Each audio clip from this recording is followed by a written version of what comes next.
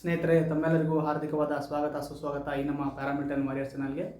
ಸ್ನೇಹಿತರೆ, ಇವತ್ತು ನಾವೊಂದು ಪ್ರಿಪೋಷನ್ ಚಾಪ್ಟರ್ ಗ್ರಾಮರ್ ನೋಡ್ಕೊತ ಹೋಗೋಣ.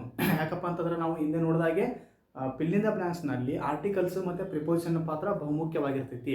ಸೊ ನಾವು ಏನು ಮಾಡ್ಬೇಕಪ್ಪ ಅಂತಂದ್ರೆ ಈ ಪ್ರಿಪೋಸಿಷನ್ ಮತ್ತು ಆರ್ಟಿಕಲ್ ಚಾಪ್ಟರ್ ನಾವು ಪರ್ಫೆಕ್ಟ್ ಆಗಿಬಿಟ್ಟಪ್ಪ ಅಂತಂದ್ರೆ ಆಲ್ಮೋಸ್ಟ್ ಆಲ್ ನಮ್ಗೆ ಯಾವುದೇ ಎಕ್ಸಾಮ್, ಒನ್ ಡೇ ಕಾಂಪಿಟೇಟಿವ್ ಎಕ್ಸಾಮ್ನಲ್ಲಿ ನಾವು ಇಂಗ್ಲೀಷ್ನಲ್ಲಿ ಬರತಕ್ಕಂತಹ ಫಿಲ್ ಇನ್ ದ ಬ್ಲಾಂಕ್ಸನ್ನು ಸಾಲ್ವ್ ಮಾಡೋದು ಬಹಳಷ್ಟು ಸುಲಭವಾಗುತ್ತೆ. ಸೊ ಪ್ರಿಪೋಸಿಷನ್ ಅಪ್ಪ ಅಂತಂದ್ರೆ ಇವತ್ತು ನಾವು ಒಂದು ಪ್ರಿಪೋಸಿಷನ್ ಕ್ಲಾಸ್ ನೋಡ್ಕೊಂತ ಹೋಗೋಣ. ಅಂದ್ರೆ ನಮ್ಗೆ ಅದರ ರೂಲ್ಸ್ ನೋಡ್ಕೊಂಡ್ಬಿಟ್ಟಪ್ಪ ಅಂತಂದ್ರೆ ಯಾವ ರೀತಿ ನಮ್ಗೆ ಫಿಲ್ ಇನ್ ದ ಬ್ಲಾಂಕ್ಸ್ನಲ್ಲಿ ಸಾಲ್ವ್ ಮಾಡ್ಕೊಳ್ಳೋದು ಗೊತ್ತಾಗ್ಬಿಡ್ತೈತಿ. ಸ್ನೇಹಿತರೆ, ಇದು ಪ್ರಿಪೋಸಿಷನ್ ಅಂದರೆ ಈ ಶಬ್ದದಲ್ಲಿ ಹೇಳ್ತಾ ಇದೆ ಸ್ನೇಹಿತರೆ, ಪ್ರೀ ಪ್ಲಸ್ ಪೊಸಿಷನ್. ಅಂದರೆ ಸ್ನೇಹಿತರೆ, ಪ್ರೀ ಅಂದರೆ ಪ್ರಪ್ರಥಮವಾಗಿ, ಪೂರ್ವದಲ್ಲಿ, ಪ್ಲಸ್ ಪೊಸಿಷನ್ ಅಪ್ಪ ಒಂದು ಸ್ಥಾನ. ಸೊ ನಾವು ನೋಡ್ಬೋದು ಪೂರ್ವಭಾವಿಗಳು. ಸೊ ಪೂರ್ವ ಅಂದರೆ ಮೊದಲಿಗೆ ಬರ್ತಕ್ಕಂಥ ಒಂದು ಶಬ್ದಗಳಿಗೆ. ಸೊ ಇದ್ರದ್ದು ಮೊಟ್ಟ ಮೊದಲಿಗೆ ಸ್ನೇಹಿತರೆ ಒಂದು ಇಂಟ್ರೊಡಕ್ಷನ್ ಅಥವಾ ಡೆಫಿನೇಷನ್ ನೋಡ್ಕೊಂತ ಹೋಗೋಣ. Preposition is a words come before noun R pronoun which connects the relation between noun R pronoun. ಸ್ನೇಹಿತರೆ, ಇದು ಪ್ರಿಪೋಸಿಷನ್ ಅಪ್ಪ ಅಂತಂದ್ರೆ ಒಂದು ನಾಮಪದ ಮತ್ತು ಸರ್ವನಾಮ ಪದಗಳ ಪೂರ್ವಕ್ಕೆ ಬರ್ತೈತಿ. ಸೊ ಇದೊಂದು ರಿಲೇಷನ್ನ ಕೊಡ್ತೈತಿ, ಆ ಸೆಂಟೆನ್ಸ್ಗೆ ಒಂದು ಮೀನಿಂಗ್ ಕೊಡ್ತೈತಿ. ಸೊ ಪ್ರೀ ಪ್ಲಸ್ ಪೊಸಿಷನ್ ಅಪ್ಪ ಅಂತಂದ್ರೆ ನಾಮಪದಗಳು ಅಥವಾ ಸರ್ವನಾಮ ಪದಗಳ ಮೊದಲಿಗೆ ಬರ್ತಕ್ಕಂತಹ ಶಬ್ದಗಳು ಮತ್ತು ಇದೊಂದು ಕನೆಕ್ಟ್, ಒಂದು ಲಿಂಕ್ ಮಾಡ್ತೈತಿ, ಒಂದು ಜೊತೆಗೂಡಿ ಒಂದು ವಾಕ್ಯಕ್ಕೆ ಒಂದು ಸರಿಯಾದ ಅರ್ಥವನ್ನು ಕೊಡ್ತೈತಿ. ಸೊ ಅದಕ್ಕೆ ನಾವು ಪ್ರಿಪೋಸಿಷನ್ ಅಂತ ಹೇಳ್ತೀವಿ ಸ್ನೇಹಿತರೆ. ಸೊ ಪ್ರಿಪೋಸಿಷನಲ್ಲಿ ಪ್ರಿಪೋಸಿಷನ್ ಮ್ಯಾಗ ನಮ್ಗೆ ಆರ್ಟಿಕಲ್ಸ್ ಮ್ಯಾಗ ಸಾಕಷ್ಟು ಸಾರಿ ಫಿಲ್ ಇನ್ ದ ಬ್ಲಾಂಕ್ಸಲ್ಲಿ ಕ್ವಶನ್ ಆಗಿದಾವ. ಸೊ ನಾವು ನೋಡ್ಬೋದು ಸ್ನೇಹಿತರೆ, ಪ್ರಿಪೋಸಿಷನ್ಗೆ ಎಕ್ಸಾಂಪಲ್ ಏನಪ್ಪ ಅಂತ ಒಂದು ಗೊತ್ತಾಗ್ಬಿಡ್ತೈತಿ. I go to college by bus. ಸ್ನೇಹಿತರೆ ನೋಡ್ಬೋದು, ನಾವಿದೀಗ ನೌನ್ ಸಂಬಂಧಪಟ್ಟಂಗೆ ಬರ್ತೈತಿ ಬಸ್ ಅನ್ನೋದು. ಸೊ ಇಲ್ಲಿ ಬೈ ಅನ್ನೋದು ಏನಪ್ಪ ಅಂದ್ರೆ ಸ್ನೇಹಿತರೆ ಇದು ಪ್ರಿಪೋಸಿಷನ್ ಇದ್ದಂಗ. ಸೊ ಬೈ ಇದೊಂದು I go to college by bus ಅಂತಂದ್ರೆ ನಾನು ಬೈ ಬಸ್ಸಿಂದ ನಾನು ಹೋಗ್ತೀನಿ. ಸೊ ಬೈ ಅನ್ನೋದು ಇಲ್ಲೇ ಪ್ರಿಪೋಸಿಷನ್ ಇದ್ದಂಗ. ಸೊ ನಾವು ಇಲ್ಲೇ ಬೈ ಇದ್ರ ಮೀನಿಂಗ್ ಕೊಡ್ತೈತೆ ಸೆಂಟೆನ್ಸಿಗೆ. ಸೊ ಇಲ್ಲಿ ನೋಡ್ಬೋದು, cat is sitting on the table. On up ಅನ್ನೋದು ಇಲ್ಲಿ ಸ್ನೇಹಿತರೆ ಪ್ರಿಪೋಸಿಷನ್ ಅನ್ನಂಗ, ಅಂದ್ರೆ ಟೇಬಲ್ ಮೇಲೆ ಕುಂತೈತಿ ಬೆಕ್ಕು. ಸೊ ಈಗ ಎಕ್ಸಾಂಪಲ್ ಬರ್ತಾವ ಸ್ನೇಹಿತರೆ, ಇವು ಬಿಟ್ವೀನ್ ಆಗಿರ್ಬೋದು, ಅಮಂಗ್ ಆಗಿರ್ಬೋದು, besides, for, since, across, through, before, in front of, over, upon, non, upon, over, by, with, at, in, ಈ ರೀತಿಯಾದಂಥ ಸುಮಾರು ಪ್ರಿಪೋಸಿಷನ್ಗಳು ಸ್ನೇಹಿತರೆ. ಸೊ ಪ್ರಿಪೋಸಿಷನ್ ಇತ್ತಪ್ಪ ಅಂತಂದ್ರೆ ಅದು ಸೆಂಟೆನ್ಸಿಗೆ ನೌನ್ ಮತ್ತು ಪ್ರನೌನ್ಗೆ ಪೂರ್ವಭಾವಿ ಮೊದಲ ಬಳಸ್ತೀವಿ. ಸೊ ಅದೊಂದು ಮೆನಿಪುಲ್ ಆಗಿ ಸೆಂಟೆನ್ಸ್ ಫ್ರೇಮ್ ಮಾಡ್ತೈತಿ. ಸೊ ಇದು ಲಿಂಕ್ ಮಾಡ್ತೈತಿ, ನೌನನ್ನು ಪ್ರನೌನನ್ನು ಒಂದು ಲಿಂಕ್ ಮಾಡಿ ಒಂದು ಸರಿಯಾದಂಥ ಸೆಂಟೆನ್ಸನ್ನು ಫ್ರೇಮ್ ಮಾಡ್ತೈತಿ. ಸೊ ಇದಕ್ಕೆ ನಾವು ಪ್ರಿಪೋಸಿಷನ್ ಅಂತ ಕರಿತೀವಿ ಸ್ನೇಹಿತರೆ. ಸೊ ನಾವು ಮತ್ತು ನೋಡ್ಬೋದು, ಈಗ on, upon, besides, these are some confusing pairs. So in the examination all we have got some confusion in our mind because these are the words which are giving the same meaning but different pronunciation. These are giving the same meaning but they are different words according to which we have to use some perfect in the situation words. So we have to use carefully what the situation is required. So ನಾವು ಸಿಚುವೇಶನ್ಗೆ ಸಂಬಂಧಪಟ್ಟಂತಹ ಶಬ್ದಗಳನ್ನು use ಮಾಡ್ಬೇಕು. ಅಲ್ಲಿ ನಮ್ದು ಏನಾಗ್ಬಿಡ್ತೈತಿ, ಶಬ್ದಗಳು ಕರೆಕ್ಟಾಗಿ ಬರ್ತೈತಿ.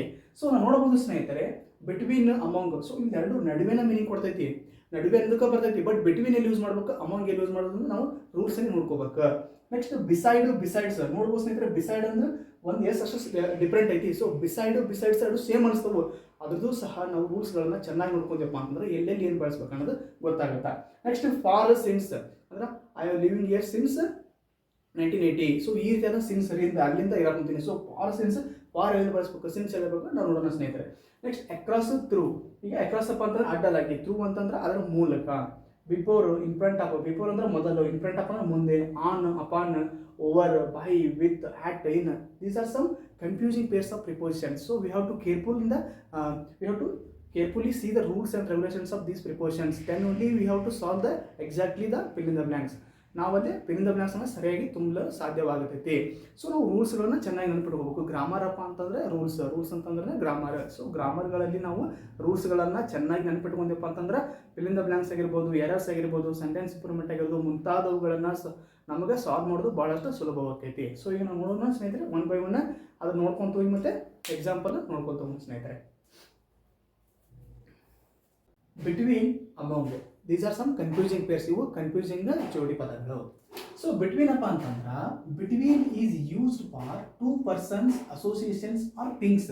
ಸ್ನೇಹಿತರೆ, ಇದು ಇಬ್ಬರು ವಸ್ತುಗಳಿಗೆ, ಇಬ್ಬರು ವ್ಯಕ್ತಿಗಳಿಗೆ, ಇಬ್ಬರು ಥಿಂಗ್ಸ್ಗಳಿಗೆ ಯೂಸ್ ಮಾಡ್ತಾರೆ. ಸೊ ನಾವು ಎಲ್ಲೇ ಬಿಟ್ವೀನ್ ಬಂದಿತ್ತಪ್ಪ ಅಂತಂದ್ರೆ ಅದು ಇಬ್ಬರ ನಡುವೆ ಅಷ್ಟ ಮಾತಾಡಕ್ಕೆ ಕುಂತಾರ. ಬಿಟ್ವೀನ್ ಯು ಆ್ಯಂಡ್ ಐ ಅಂದ್ರೆ ನನ್ನ ಮತ್ತು ನಿನ್ನ ನಡುವೆ. ಸೊ ಹಂಗಾಗಿ ಬಿಟ್ವೀನ್ ಬಂತಪ್ಪ ಅಂತಂದ್ರೆ ಇಬ್ಬರ ಅಷ್ಟೇ ಇರ್ತೈತಿ. ಸೊ ಅಮೌಂಗ್ ಸೊ ಎಕ್ಸಾಂಪಲ್ ಅನ್ನೋ ಸ್ನೇಹಿತರೆ, there is a match between India and Australia. ಈ ಮ್ಯಾಚ್ ಅಪ್ಪ ಅಂತಂದ್ರೆ ಎರಡು ಟೀಮ್ ಮಧ್ಯೆ ನಡೆಯುತ್ತೆ. ಸೊ ಇಂಡಿಯಾ ಆ್ಯಂಡ್ ಆಸ್ಟ್ರೇಲಿಯಾ ಎರಡು ಟೀಮ್ಗಳು ಬರ್ತವೆ. ಅದಕ್ಕೆ ನಾವು there is a match between India and Australia ಅಂತೇಳಿ ಯೂಸ್ ಮಾಡ್ತೀವಿ. ಸೊ ಬಿಟ್ವೀನ್ ಅಪ್ಪ ಅಂತಂದ್ರೆ ಇದು ಇಬ್ಬರು ವ್ಯಕ್ತಿಗಳಿಗೆ ಯೂಸ್ ಮಾಡ್ತಿರ್ತಾರೆ. ಸೊ ನಮ್ಮ ಎಕ್ಸಾಮ್ನಾಗ ಎರರ್ಸ್ ಯಾವ ರೀತಿ ಕೇಳ್ತಾನಪ್ಪ ಅಂತಂದ್ರೆ ಬಿಟ್ವೀನ್ ಅಂತ ಕೊಟ್ಟು ಮೂರು ಜೊತೆ ಮಂದಿಗೆ ಹಾಕ್ತಾನ. ಸೊ ಅದು ರಾಂಗ್ ಯೂಸ್ ಆಗುತ್ತಾ. ಒಮ್ಮೊಮ್ಮೆ ಅಮೌಂಗ್ ಅಂತ ಕೇಳಿ ಅದು ಇಬ್ಬರಿಗಿಂತ ಜಾಸ್ತಿ ವ್ಯಕ್ತಿಗಳಿಗೆ ಬಳಸ್ತಾರೆ. ಸೊ ಅಮೌಂಗ್ ಅಂತಂದ್ರೆ ಬಿಟ್ವೀನ್ ಕನ್ವರ್ಟ್ ಮಾಡ್ತಾನೆ. ಸೊ ಎರರ್ಸ್ಗಳಲ್ಲಿ ತಪ್ಪ ರೂಲ್ಸ್ಗಳನ್ನು ಉಲ್ಟಾ ಕೊಟ್ಟಿರ್ತಾನ. ನಾವು ಚೆನ್ನಾಗಿ ರೂಲ್ಸ್ ಗೊತ್ತಿತ್ತಪ್ಪ ಅಂತಂದ್ರೆ ಸಾಕು ಸ್ನೇಹಿತರೆ, ನಾವು ಆರಾಮಾಗಿ ಕ್ರ್ಯಾಕ್ ಮಾಡ್ಬೋದು. ಸೊ ನೆಕ್ಸ್ಟ್ ನೋಡೋಣ ಸ್ನೇಹಿತರೆ, ಈಗ ಅಮೌಂಗ್ ಅಪ್ಪ ಅಂತಂದ್ರೆ is use with more than 2 persons. ಇಬ್ಬರಿಗಿಂತ ಜಾಸ್ತಿ ವ್ಯಕ್ತಿಗಳಿಗೆ ಅಮೌಂಗ್ ಅಂತ ಯೂಸ್ ಮಾಡ್ತೀವಿ. The teachers distributed sweets among them. ನೋಡ್ಬೋದು ಸ್ನೇಹಿತರೆ, ನಾವಿಲ್ಲಿ ಅಮೌಂಗ್ ಅನ್ನೋದು ಇಲ್ಲಿ ಪ್ರಿಪೋಸಿಷನ್ ಆಗುತ್ತಾ, ಇಲ್ಲಿ ಬಿಟ್ವೀನ್ ಅನ್ನೋದು ಪ್ರಿಪೋಸಿಷನ್ ಆಗುತ್ತಾ. ಬಿಟ್ವೀನ್ ಅಪ್ಪ ಅಂತಂದ್ರೆ ಇಬ್ಬರು ವ್ಯಕ್ತಿಗಳಿಗೆ, ಅಮೌಂಗ್ ಅಂತಪ್ಪ ಅಂತಂದ್ರೆ ಇಬ್ಬರಿಗಿಂತ ಜಾಸ್ತಿ ಅಂದಂಗ. ಈಗ the sons divided divided among them with properties. ಅವ್ರದ್ದೊಂದು ಪ್ರಾಪರ್ಟಿನ ಅವ್ರ ಆಸ್ತಿನ ಡಿವೈಡ್ ಮಾಡ್ಕೊಂಡ್ರು. ಸೊ ಇಬ್ಬರಿಗಿಂತ ಜಾಸ್ತಿ ವ್ಯಕ್ತಿಗಳು ಬಂದ್ರಪ್ಪ ಅಂತಂದ್ರೆ ಅಮೌಂಗ್ ಅಂತ ಯೂಸ್ ಮಾಡ್ತೀವಿ. ಇಬ್ಬರಿಗೆ ಒಳಗೆ ಬಂತಪ್ಪ ಅಂತಂದ್ರೆ ಬಿಟ್ವೀನ್ ಅಂತ ಯೂಸ್ ಮಾಡ್ತೀವಿ. ಸೊ ನಾವೀಗ ರೂಲ್ಸ್ ಅಂದ್ಕೊಂಡ್ಬಿಟ್ರೆ ಅಲ್ಲಿ ಎಕ್ಸಾಮ್ನಾಗ ಬೇರೆ ಕೊಟ್ಟು ನಾವು ಸಾಲ್ವ್ ಮಾಡ್ಬೋದು ಸ್ನೇಹಿತರೆ. ನೆಕ್ಸ್ಟ್ ಬಿಸೈಡ್ಸ್ ನೋಡ್ಬೋದು ಸ್ನೇಹಿತರೆ, ನಾವಿಲ್ಲಿ ಬಿಸೈಡ್ ಅಪ್ಪ ಅಂದ್ರೆ ಅಡ್ಜಸ್ಟೆಂಟ್ ಅಪ್ಪ ಅಂದ್ರೆ ನಮ್ಮ ಮಕ್ಳು ಹಿಂಗೆ ಕುಂತಿರ್ತಾರಲ್ಲ, ಈಗ ನಾವು ಇಲ್ಲಿ ಕುಂತಿದ್ದೀವಪ್ಪ ಅಂತಂದ್ರೆ ಮಕ್ಳು ಇನ್ನೊಬ್ರು ಕುಂತಿದ್ರೆ ಅವ್ರಿಗೆ ಅಡ್ಜಸ್ಟೆಂಟ್ ಸೈಡ್ ಅಂತ ಕರಿತೀವಿ. ಸೊ ಇಲ್ಲಿ ನೋಡ್ಬೋದು ನಾವು ಈ sat beside me. So beside ಅಂತಂದ್ರೆ ನಮ್ಮ ಬಾಜು ಕುಂತಿರ್ತಾರ. ಸೊ ಅವ್ರಿಗೆ ಅಡ್ಜಸ್ಟೆಂಟ್ ಸೈಡ್ ಅಂತ ಕರೀತಾರ. ನೆಕ್ಸ್ಟ್ ಬಿಸೈಡ್ಸ್ ನೋಡ್ಬೋದು ಸ್ನೇಹಿತರೆ, ಬಿಸೈಡ್ಸ್ಗೆ ಒಂದೇ ಡಿಫ್ರೆನ್ಸ್ ಐತಿ, ಬಟ್ ಭಾಳಷ್ಟು ಮೀನಿಂಗ್ ಅಲ್ಲಿ ಡಿಫ್ರೆಂಟ್ ಐತಿ. ಅಪಾರ್ಟ್ ಫ್ರಾಮ್ ಅಂದ್ರೆ ಹೊರತುಪಡಿಸಿ, ಬಿಸೈಡ್ಸ್ ಅಪ್ಪ ಅಂತಂದ್ರೆ ಹೊರತುಪಡಿಸಿ. She wants to learn other languages apart from French. ಅವಳು ಲ್ಯಾಂಗ್ವೇಜನ್ನು ಕಲಿಬೇಕಂತ ಐತಿ. ಅಪಾರ್ಟ್ ಫ್ರಾಮ್ ಫ್ರೆಂಚನ್ನು ಹೊರತುಪಡಿಸಿ ಅವಳು ಲ್ಯಾಂಗ್ವೇಜಸ್ಸನ್ನು ಭಾಷೆನ ಕಲಿಬೇಕಂತ ಆಸೆ ಐತಿ. ಸೊ ಬಿಸೈಡ್ ಅಪ್ಪ ಅಂತಂದ್ರೆ ಅಡ್ಜಸ್ಟೆಂಟ್ ಸೈಡ್, ನಮ್ಮ ಬಾಜು ಕುಂದಿರ್ತಾರಲ್ಲ ಅವ್ರಿಗೆ ಅಡ್ಜಸ್ಟೆಂಟ್ ಸೈಡ್ ಅಂತ ಕರಿತೀವಿ. ಬಿಸೈಡ್ಸ್ ಬಂತಪ್ಪ ಅಂತಂದ್ರೆ ಹೊರತುಪಡಿಸಿ, ಅದನ್ನು ಹೊರತುಪಡಿಸಿ ಬೇರೆ ಕೆಲಸ ಮಾಡೋದು, ಬೇರೆ ಕಲಿಯೋದು. ಸೊ ಈ ರೀತಿಯಾಗಿ ನಾವು ಬಿಸೈಡ್ಸನ್ನು ಯೂಸ್ ಮಾಡ್ತೀವಿ. ಬಿಸೈಡ್ ಮತ್ತು ಬಿಸೈಡ್ಸ್ಗೆ ವ್ಯತ್ಯಾಸ ಸ್ನೇಹಿತರೆ. ಮೂರನೇ ನೋಡೋಣ ಸ್ನೇಹಿತರೆ, ಫಾರ್ ಸಿನ್ಸ್ ಅಂತೇಳಿ. ಫಾರ್ ಒಂದೇ ನೋಡೋಣ ಸ್ನೇಹಿತರೆ, ಡಿನೋಟ್ಸ್ ಪೀರಿಯಡ್ ಆಫ್ ಟೈಮ್. ಇದೊಂದು ಒಂದು ಅವಧಿನ ಹೇಳ್ತೈತಿ, ನಿರ್ದಿಷ್ಟವಾಗಿ ಒಂದು ಅವಧಿನ ಹೇಳ್ತಿರ್ತೈತಿ. ನಾವು ಎಲ್ಲಾರು ವಾಸ ಮಾಡ್ತಿರ್ತೀವಪ್ಪ ಅಂತಂದ್ರೆ ನಾವು ಇಷ್ಟು ಅವಧಿ ಅಲ್ಲಿದ್ವಿ, ಇಷ್ಟು ಅವಧಿನ ವಾಸಿಸಿದ್ವಿ. ಇದೇನು ಹೇಳ್ತೈತಿ, ಡಿನೋಟ್ಸ್ ಪೀರಿಯಡ್ ಆಫ್ ಟೈಮ್ ಸ್ನೇಹಿತರೆ. ಸೊ ಎಕ್ಸಾಂಪಲ್ ನೋಡಿದ್ರೆ ನಮಗೆ ಕ್ಲಿಯರ್ ಆಗುತ್ತೆ ಸ್ನೇಹಿತರೆ. C has been living here for 10 years. ಅವಳು 10 ವರ್ಷಗಳಿಂದ ಇಲ್ಲೇ ಅದಾಳ. ಸೊ ಹಂಗಂದ್ರಪ್ಪ ಅಂತಂದ್ರೆ ಅಂದ್ರೆ ಅವಧಿ ಹೇಳ್ತೈತಿದೆ. Denotes period of time. Period of ಅಂದ್ರೆ ಒಂದು ಅವಧಿ, ಸಮಯ, ಒಂದು ನಿರ್ದಿಷ್ಟವಾದ ಸಮಯ ಮತ್ತು ಅವಧಿನ ಹೇಳ್ತೈತಿ. ಸೊ ಅವಳು 10 ವರ್ಷಗಳಿಂದ ಇಲ್ಲೇ ಇದ್ದಾಳ. ಸೊ ಅದೇ ನಾವು ಸಿನ್ಸ್ ಅಪ್ಪ ಬಂತೀವಪ್ಪ ಅಂತಂದ್ರೆ ಪಾಯಿಂಟ್ ಆಫ್ ಟೈಮ್. ಇದೊಂದು ಎಲ್ಲಿಂದ ಪ್ರಾರಂಭವಾಗೈತಿ, ಒಂದು ಪಾಯಿಂಟ್, ಒಂದು ಎಕ್ಸಾಕ್ಟ್ ಆಗಿ ಪಾಯಿಂಟ್ ಹೇಳ್ತೈತಿ. ಅವರು ಈಗ ನೋಡ್ಬೋದು ಸ್ನೇಹಿತರೆ, I have been living here since 2009. 2009ರಿಂದ ಇಲ್ಲೇ ಇದ್ದಾರ. ಸೊ ಇಲ್ಲೇ ಎಕ್ಸಾಕ್ಟ್ ಬರಂಗಿಲ್ಲ. ನಾವು ಮೊಟ್ಟ ಮೊದಲಿಗೆ ಕೇಂದ್ರವಾಗಿ ನೋಡ್ತೀವಿ. ಕೇಂದ್ರ ನಮ್ಮದು ಬಿಂದು ಎಲ್ಲಿಂದ ಪ್ರಾರಂಭವಾಗಿದೆ. ಸೊ ನಾವು 2009ರಿಂದ ಇಲ್ಲೇ ವಾಸಿಸ್ತಾ ಇದ್ದೀವಿ. ಸೊ ಕಂಟಿನ್ಯೂಸ್ ಆಗಿ ಬರ್ತಾ ಇದೆ. ನಾವು ಪ್ರಥಮವಾಗಿ ನಾವು ಬಂದಿದ್ದು ನೋಡ್ಬೇಕಾಗತ್ತಾ. ಬಟ್ ಇಲ್ಲಿ ಫಾರ್ನಲ್ಲಿ ಏನು ಮಾಡ್ತೈತಪ್ಪ ಅಂತ ಒಂದು ಅವಧಿ ಹೇಳ್ತೈತಿ. ನಾವು ಎಷ್ಟು ವರ್ಷ ಅದೀವಿ ಅಂತ ಅದನ್ನು ಹೇಳ್ತೈತಿ, ಅಂದ್ರೆ ಮುಗಿದು ಬಿಟ್ಟಿರ್ತೈತೆ ಅದು. ಬಟ್ ಸಿನ್ಸ್ನಲ್ಲಿ ಹಂಗಲ್ಲ ಸ್ನೇಹಿತರೆ, ನಾವು ಅಲ್ಲಿಂದವರೆಗೂ ಅಲ್ಲಿಂದ ಹಿಡಿದು ಇಲ್ಲಿಯವರೆಗೆ ಇಲ್ಲೇ ಇದ್ದೀವಿ. ಸೊ ಇಲ್ಲೇ ನಮ್ಗೆ ಸಿನ್ಸ್ ಮೀನಿಂಗ್ ಕೊಡ್ತೈತಿ. ಫಾರ್ ಅಪ್ಪ ಅಂತ ಒಂದು ಅವಧಿ ಅದ, 5 ವರ್ಷ ಆಗಿರ್ಬೋದು, 10 ವರ್ಷ ಆಗಿರ್ಬೋದು, ಒಂದು ನಿರ್ದಿಷ್ಟ ಅವಧಿ ಹೇಳ್ತಿರ್ತೈತಿ. ಬಟ್ ಸಿನ್ಸ್ ಹಂಗಲ್ಲ. ಸಿನ್ಸ್ ನಾವು ಅಲ್ಲಿಂದ ಹಿಡಿದು ಇಲ್ಲಿ ಇನ್ನೂ ಅಲ್ಲೇ ಇದ್ದೀವಿ. ಸಿನ್ಸ್ ಅಪ್ಪ ಅಂತ ಒಂದು ಪಾಯಿಂಟ್ ಆಫ್ ಟೈಮ್, ಒಂದು ಅಂದ್ರೆ ಒರಿಜಿನಲ್ ಆಗಿ ಅಲ್ಲಿಂದ ಹೇಳ್ತೈತಿ. ಸಿನ್ಸ್ 1975, ಸಿನ್ಸ್ 1985, ಅಲ್ಲಿಂದ ಹಿಡಿದು ಇಲ್ಲಿಯವರೆಗೆ ಇಲ್ಲೇ ಇದ್ದೀವಿ. ಸೊ ಇದು ಸಿನ್ಸ್ ಮೀನಿಂಗ್ ಕೊಡ್ತೈತೆ ಸ್ನೇಹಿತರೆ. ನಮಗೆ 10 ವರ್ಷದಲ್ಲಿ ಎಕ್ಸಾಕ್ಟ್ ಆಗಿದ್ದಲ್ಲಿ ಸಿನ್ಸ್ ಅಂತ ಕೊಡ್ತಾನೆ, ಪಾಯಿಂಟ್ ಆಫ್ ಇದ್ದಲ್ಲಿ ಪಾರ್ ಅಂತ ಕೊಡ್ತಾನೆ, ಕನ್ಫ್ಯೂಷನ್ ಮಾಡ್ತಿರ್ತಾನೆ. ಸೊ ನಾವು ಪಾರ್ ಸೆನ್ಸಿಗೆ ಕ್ಲಿಯರ್ ಆಗಿ ರೂಲ್ಸ್ ನೆನಪಿಟ್ಕೊಬೇಕು ಸ್ನೇಹಿತರೆ. Next across through. ಅಕ್ರಾಸ್ ಅಂದ್ರೆ ಸ್ನೇಹಿತರೆ from one to other side. ಒಂದು ಸೈಡ್ ಅಂತ ಆ ಸೈಡಿಗೆ ಒಂದು ಏರಿಯಾ ಇರ್ತಪ್ಪ. ಅಕ್ರಾಸ್ ದ ರೋಡ್ ಅಪ್ಪ ಅಂತಂದ್ರೆ ಈ ರೋಡ್ನ ಆಚೆ, ಈ ಥರ ಮೀನಿಂಗ್ ಕೊಡ್ತಾ ಇರ್ತೈತಿ. he is waiting for me across the road. ಅವನು ನನಗೆ ರೋಡ್ನಾಗ ಕಾಯ್ಕೊಂತ ನಿಂತಾನ. So one to other side, ಈ ಸೈಡಿಂದ ಆ ಸೈಡಿಗೆ ಇದಕ್ಕೆ ಅಕ್ರಾಸ್ ಅಂತ ಕರಿತೀವಿ. ಅವರು ಯಾರು ವೇಟ್ ಮಾಡ್ಕೊಂಡು ನಿಂತಿದ್ರಪ್ಪ ಅಂತಂದ್ರೆ ಅಲ್ಲೇ ಅಕ್ರಾಸ್ ಅಂತಂದ್ರೆ ಮೀನಿಂಗ್ ಬರ್ತೈತಿ. ನೆಕ್ಸ್ಟ್ ಥ್ರೂ ನೋಡ್ಬೋದು ಸ್ನೇಹಿತರೆ, indicates medium movement from one end to other end. ಇದು ಥ್ರೂ ಅಪ್ಪ ಅಂತಂದ್ರೆ ಒಂದು ಮಾಧ್ಯಮ ಇದ್ದಂಗೆ, ಒಂದು ಮೀಡಿಯಂ ಇದ್ದಂಗೆ, ಒಂದು ಕಡೆಯಿಂದ ಮತ್ತೊಂದು ಕಡೆಗೆ ನಾವು ಅದಕ್ಕೆ ಥ್ರೂ ಅಂತ ಬಳಸ್ತೀವಿ. ಎಕ್ಸಾಂಪಲ್ ನೋಡ್ಬೋದು ಸ್ನೇಹಿತರೆ, ದ ಟ್ರೈನ್ ಪಾಸ್ ಥ್ರೂ ಇಲ್ಲದೊಂದು ಪ್ರಿಪೋಸಿಷನ್ ಸ್ನೇಹಿತರೆ. ಥ್ರೂ ದ ಟನಲ್, ಒಂದು ಟ್ರೈನ್ ಏನಪ್ಪ ಅಂತಂದ್ರೆ ಟನಲ್ ಸುರಂಗ ಮಾರ್ಗವಾಗಿ ಹೋಗಿರ್ತೈತಿ. ಮೂಲಕ, ಮಾರ್ಗ, ಈ ರೀತಿಯಾದಂತಹ ಪದಗಳಿಗೆ ಥ್ರೂ ಅನ್ನೋದು ಬಳಸ್ತೀವಿ. ಇದೊಂದು ಮೀಡಿಯಂ ಇದ್ದಂಗ, ಒಂದು ಪ್ರಾರಂಭದಿಂದ ಮತ್ತೊಂದು ಪ್ರಾರಂಭಕ್ಕೆ, ಒಂದು ಮುಕ್ತಾಯವಾಗೋದಕ್ಕೆ, one end to other end, ಇಲ್ಲಿಂದ ಹಿಡಿದು ಅಲ್ಲಿಯವರೆಗೆ. ಈಗ ಒಂದು ಸುರಂಗ ಮಾರ್ಗ ಐತಪ್ಪ ಅಂತಂದ್ರೆ ಇಲ್ಲಿಂದ ಹಿಡಿದು ಇಲ್ಲಿಗೆ ದಾಟ್ತೈತಿ. ಸೊ ಅದಕ್ಕೆ ಸುರಂಗ ಮಾರ್ಗಕ್ಕೆ the train pass through the tunnel. Through ಅಂದ್ರೆ ಟನಲ್ ಮೂಲಕ, ಸುರಂಗ ಮಾರ್ಗದ ಮೂಲಕ ಟ್ರೈನ್ ಹಾಸಿ ಹೋಗ್ತೈತಿ. ಸೊ ಅದಕ್ಕೆ ನಾವಲ್ಲೇ ಥ್ರೂ ಎಂಬ ಪದವನ್ನು ಪ್ರಿಪೋಸಿಷನ್ ಬಳಸ್ತೀವಿ.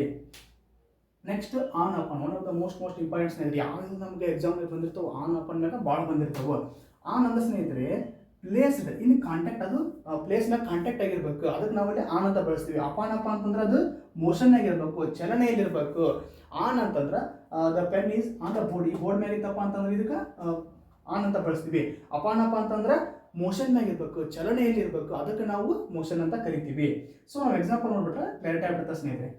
The pen is on the table, table ಮೇಲೆ ಪೆನ್ ಇದನ್ನ ನಾವು ಆನ್ ಅಂತಂದು ಬಳಸ್ತೀವಿ ಸ್ನೇಹಿತರೆ ಪ್ರಿಪೋಸಿಷನ್. ಸಾರಿ ಸ್ನೇಹಿತರೆ, ಇಲ್ಲಿ